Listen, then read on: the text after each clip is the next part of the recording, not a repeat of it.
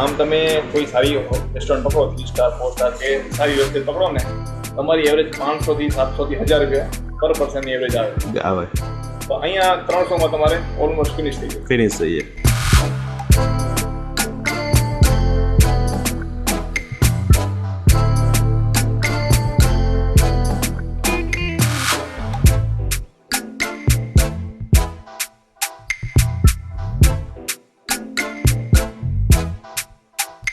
હવે શું છે કે આ રહી એક ધાંગધ્રાની મધ્યમાં આવેલી છે. હા. અને બીજા નંબરની અંદર એની સ્વચ્છતા અને સ્વાદ અને પ્લસ પાછું આપણું બજેટ અને આપણું બજેટ હા એ પણ નોખું રહેવું જોઈએ બધું એટલે અહીંયા એક સાથે ઘણો સંગમ છે એટલે આ જગ્યાએ પ્રથમ પસંદગી અહીંની જ રાખી.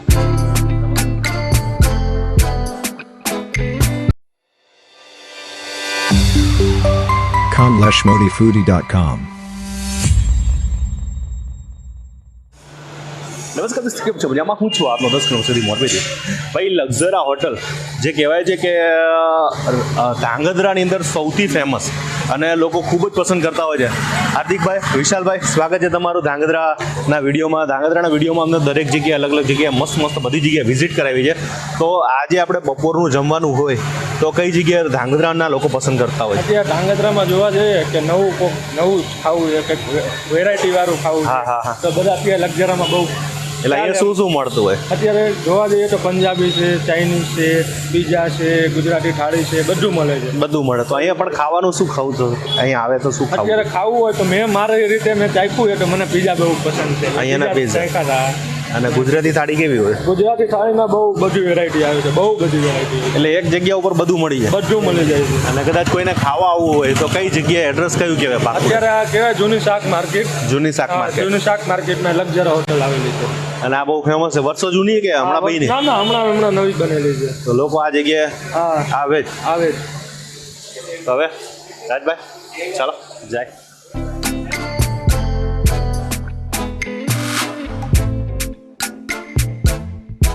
બહારથી તો આપણને એવું લાગતું હતું કે હોટલ આપણે સિમ્પલ હશે, પણ સાહેબ અંદર તમે આવશો ને તો તમને એવું લાગશે કે આજે જે 5 સ્ટાર ને 4 સ્ટારમાં હોટલમાં હોય ને એ પ્રમાણે આખું ડેકોરેશન છે અને લાજવાબ જગ્યા છે.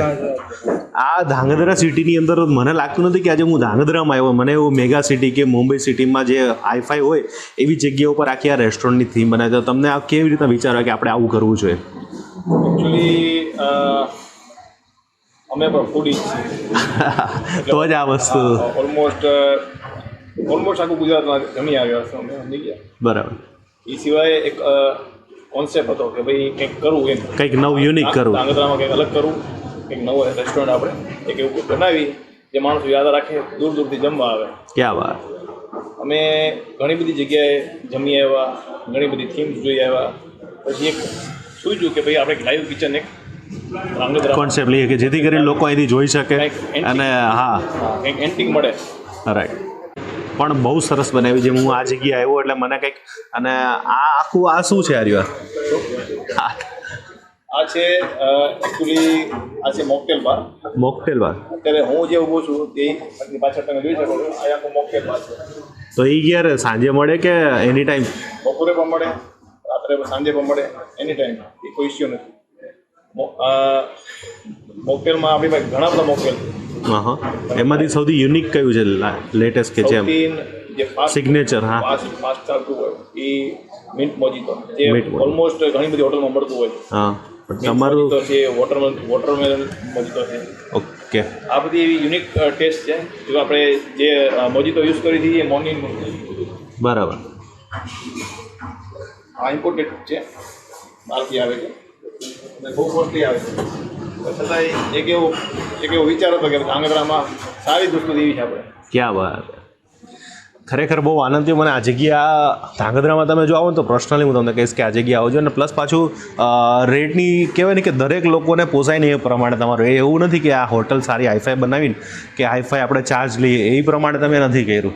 એકચ્યુઅલી તમે કોઈ મેગા સિટી પકડો, સપોઝ અમદાવાદ, સુરત, આપણો કોન્સેપ્ટ એવો જ છે, પણ રેન્જ વાઇઝ અમે ધાંગધ્રા પ્રમાણે જ ચાલી. આમ તમે કોઈ સારી રેસ્ટોરન્ટ પકડો 3 સ્ટાર 4 સ્ટાર કે સારી વ્યવસ્થિત પકડો ને તમારી એવરેજ 500 થી 700 થી 1000 રૂપિયા પર પર્સનની એવરેજ આવે. તો અહીંયા 300માં તમારે ઓલમોસ્ટ ફિનિશ થઈ જાય. ફિનિશ થઈ જાય. એટલે ધાંગધ્રાની અને 200 રૂપિયામાં થાળી ખાવ તો એ આરામથી પેટ 100 ભરીને રૂપિયાની થાળી તમે એકલા ફિનિશ નહીં કરી શકો. નહીં કરી શકે. હા, અગર પાર્સલ તમે લઈ ગયા છો તો તમારી ફિનિશ થવાની નથી, ભલે તમે ગમે એટલા ફૂડી હોય. બરાબર. હા, એટલું એમાં ક્વોન્ટિટી એટલી મળી જશે એમ. હવે વધારવાની.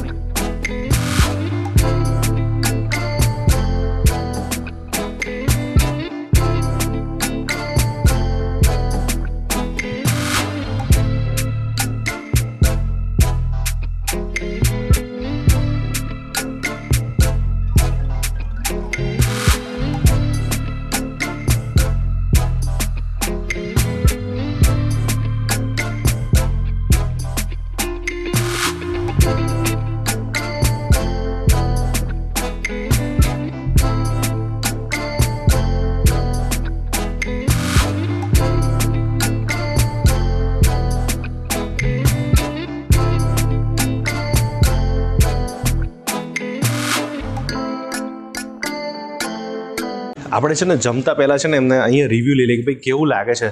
તો આજનું તમને અહીં ઘડી જમવાનું તમને કેવું લાગ્યું? અહીંયા એકદમ સરસ. અને અમે તો અહીંયા અવારનવાર આવી છીએ. બરાબર. કાલ સાંજે જ અમે અહીંયા બર્થડે સેલિબ્રેશનમાં આવ્યા હતા. શું વાત અને છે. આજે અમારા ઓફિસરને આવ્યા તો એમને પણ લઈને અહીંયા જ આવ્યા. તમે ક્યાંથી છો સર? હું રાજકોટથી.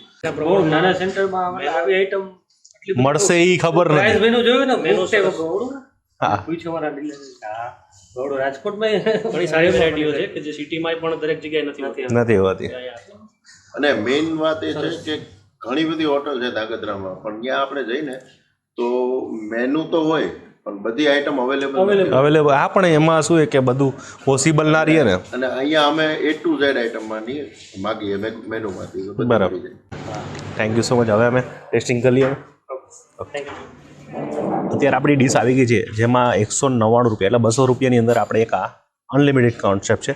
અને સાચું કહું ભાઈ, મેં તો ઘણી બધી હોટલો ટ્રાય કરી છે. જો તમે કદાચ નવી હોટલ બનાવવા માંગતા હોય ને તો હું જરૂરથી કહીશ કે એક વખત આ વિઝિટ કરજો, કારણ કે આ જગ્યાની યાર રાજભાઈ કેવું આમ મજા આવે છે કે અંદર આવતા મને બહુ આમ રોયલ ફીલ થઈ રહ્યું છે અને આંખને ગમી રહ્યું છે. જો કદાચ તમે નવી હોટલ બનાવવા માંગતા હોય તો જરૂરથી તમારે એક વખત અહીં આવવું જોઈએ. અને ખાસ મને આકર્ષિત કર્યું હોય ને તો વાલી વાલી છાશ સાહેબ જોઈ લ્યો. એ બલ્બ કે ગોલે મેં બલ્બ છાશ, જો કે આમાં નથી આવતી, અત્યારે આમાં આવે છે.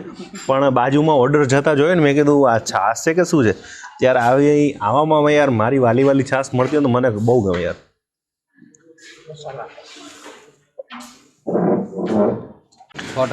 તમે તમારી ફેમિલી સાથે કે કોઈ આવે તો કઈ જગ્યાએ તમે જમવા માટે લઈ જાઓ? હવે શું છે કે આ રહી એક ધાંગધ્રાની મધ્યમાં આવેલી છે. હા. અને બીજા નંબરની અંદર એની સ્વચ્છતા અને સ્વાદ અને બે plus પાછું એકબીજાને અનુકૂળ આપણું છે. budget. અને આપણું બજેટ હા, એ પણ નોખું રહેવું જોઈએ. બધું એટલે અહીંયા એક સાથે ઘણો સંગમ છે. તમારું શું કહેવાનું થાય છે? ધાંગધ્રામાં હાટ સમાજ વિસ્તારમાં આના જેવી હોટલ ચોખ્ખાઈ બેસ્ટ જમવાનું બીજે ક્યાંય નહીં. આપણે મેં એક લેખ વાંચ્યો હતો, જો કદાચ તમે જમવાની શરૂઆત કરતા હોય ને તો પહેલાં સ્વીટથી કરજો અને લાસ્ટમાં પૂરું થાય ને ત્યારે સ્વીટથી કરજો. એનાથી તમારે છે ને એસિડિટી નહીં થાય. સ્વીટ આપણા સબસ્ક્રાઈબર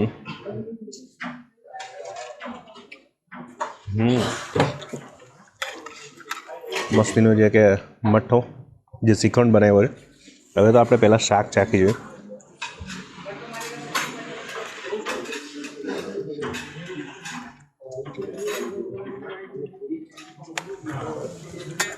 લસણિયા બટાકા.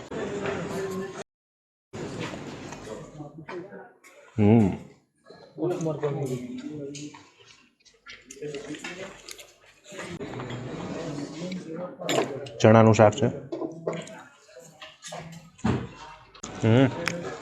દહીંથી બહુ સારું બનાવ્યું છે. આમ કઢી ટાઈપ બનાવ્યું છે. આપણે ખાતા હોય ને કઢીનો સ્વાદ જેવો લાગશે તમને. ચણાવાળી કઢી. પછી પંજાબી એનું બહુ ફેમસ મને એવું કહેતા હોય છે બધા. અને બીજું કે મેં એનું મેનુ જોયું ને સાહેબ, પહેલાં મેં મેનુ બધું જોયું. અહીંયા 150 રૂપિયાથી પિઝા ચાલુ થાય અને વધીને લાસ્ટમાં 200 રૂપિયા તો એન્ડ આવી ગયો એમનો ટોપ લેવલના પિઝા. એટલે હું એટલા માટે કહું છું આ જગ્યાએ બજેટનું બહુ ધ્યાન રાખ્યું છે. એવું નહીં કે લડી જ લેવું એમ. પનીરનું શાક તો અહીં સારું જ મળશે, કારણ કે પંજાબી કૂક છે બધા. આપણા ગુજરાતી તો તમને ગુજરાતી જેવો ટેસ્ટ તમને નહીં આવે, કારણ કે અહીંયા જે કૂક હોય છે એ પંજાબી ટાઈપ આખું શાક બનાવતા હોય છે. ઓવરઓલ કહેવાય ને, હા, ગ્રેવી ઉપર. આપણે ઓલું કાઠિયાવાડી જેવું તમને ન મળે અહીંયા, દેશી જેવું નથી. પણ અહીંયા એકવાર કહું ને તો કે એક આ 200 રૂપિયા પ્રમાણે જમવાનું મને ગમ્યું છે, એટલે તમે જરૂરથી આવી શકો છો.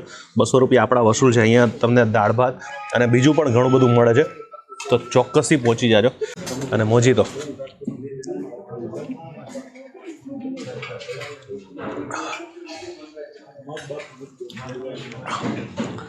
મજા આવી ને? કેવું જ ન પડે. તો જ્યારે પણ તમે નીકળો ત્યારે આ ધાંગધ્રા અંદર આવજો અને જમજો. મજા આવી ગઈ. મળીએ નવા વિડીયો સાથે, નવી મોજ સાથે. મળશું મેળે ખેડે, મળશું ગામ ગીએ, નહીં મળ્યા મેકરણ તે દિયા ધરતી ધકતી હરિયમ થશે જેમાં જે બધું જે મોડો છે. કાલ નવા વિડીયો સાથે મળી રહ્યા તો જોવાનું ભૂલતા નહીં, અને આ હોટલે જમવા આવવાનું ભૂલતા નહીં. ત્યાં સુધી મને રજા આપો. Bye bye. ધાંગધ્रा अगर आप सब आओगे तो स्पेशली यहाँ पे आप जरूर विजिट कीजिएगा, स्पेशली हमारे लक्सर होटल में. और जो हमने बनाया लाइव किचन का कॉन्सेप्ट है, उसे स्पेशली आप देखने को आइएगा सब.